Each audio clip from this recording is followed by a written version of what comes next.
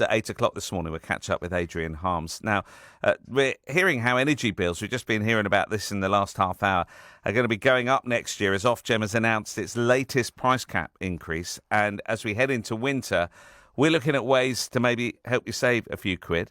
Last year, the Community Foundation for Surrey raised £250,000 to help Surrey households and vulnerable individuals with their energy bills and other restricting costs. And they're hoping to do it again. Hana Rhodes is from the team. Hana, hello. Hi, how are you doing? I'm good. Look, here we are at the beginning of winter, and Kate has been on the weather saying that it's really mild today, but it's going to get cold.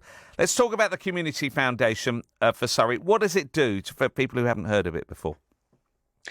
So I think we're probably one of the best kept secrets in the county, actually. The Community Foundation for Surrey is an organisation which pairs local donors, so that could be families, individuals, it could be businesses, it could be legacy funds. We pair people who want to give well with those who are really in need. So we work with local organisations and charities on the ground who know where the local need is.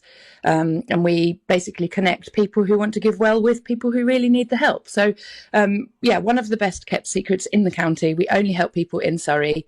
Amazing work's being done all the time. I guess so for a business, or if somebody comes into a bit of money and just thinks, well, I don't know who to actually give it to, you're sort of like the portal then, and you check all the where the money is going, and people don't have to worry then. Yeah, that's right. I mean, if you wanted to give a chunk of money, you really are quite interested in where it goes and making sure it's being spent well. So we have a team of amazing people in the office. They are experts in grant making.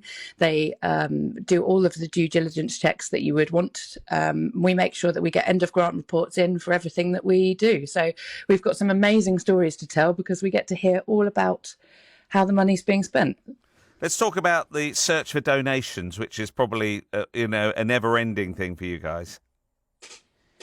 Yes, always. We've got many ways that we can get aid out to people. So one of the things that we did last year was we had our winter poverty programme.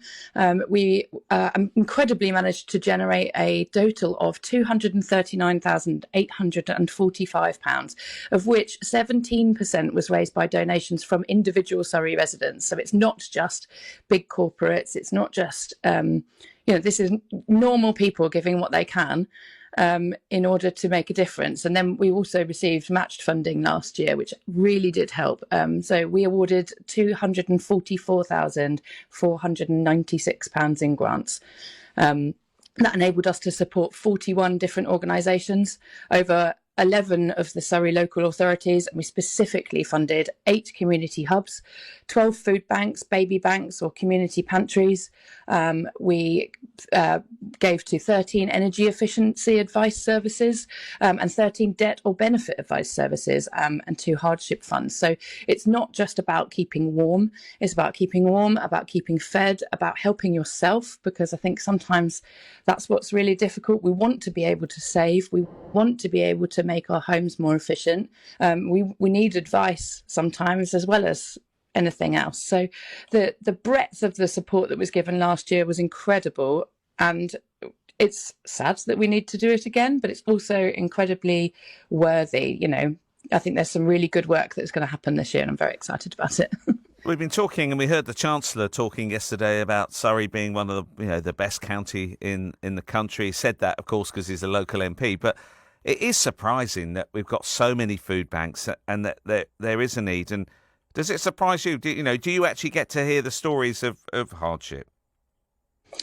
I mean, yeah, we have our end of grant reports that come in that tell us about what's actually really happening in our county. And we have got a very affluent county, but I suppose that sort of speaks to the disparity that we also have in the areas that we live in. Sometimes there's a difference in postcode between where you live and where the next 2 roads down are like. And so we're living amongst our neighbours. There might be people who are struggling much more than you really realise they are. And then I think we've got an amazing opportunity to look at food waste and things that are helping these community hubs and community cupboards to pop up, and we can also look at it from that perspective. But yeah, there are 23,000 children in Surrey that are living in poverty. and that is defined by whether they can afford to eat meals or. Yeah, it is amazing. We have a very disparate county. We are very Interesting. affluent, but also many people are struggling. Let's talk about some success stories. Can you think of one or two off the top of your head? Oh, yeah, I heard a lovely story yesterday. So we had a report in from St John's C of E Primary School over in Dorking. They run, as well as being a school, they're also connected with their church. And so they run a programme called Links Lunches. So they were telling us all about how they'd had a free school breakfasts campaign. So they had 4 children given breakfast every day for 12 weeks over the winter last year, and a further 60 young people were offered emergency places. The staff wrote to us and they said there isn't room to write about the huge difference this has made, not only to the children, but also to their families.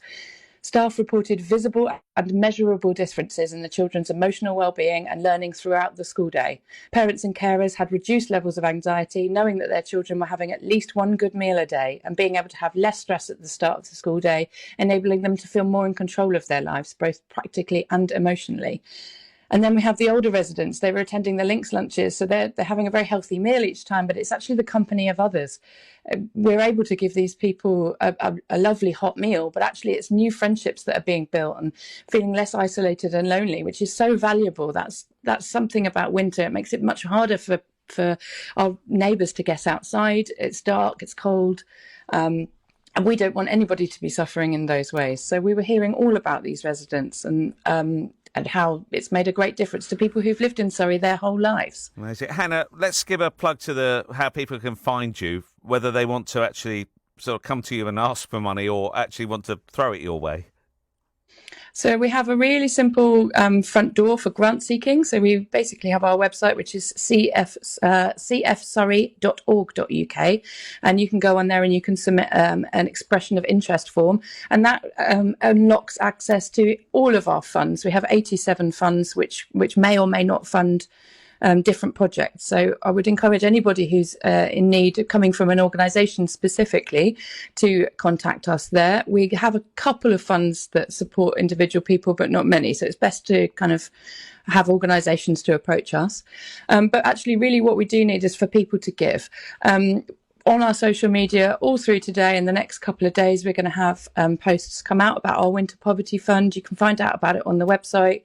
We just really urge people to give us what they can.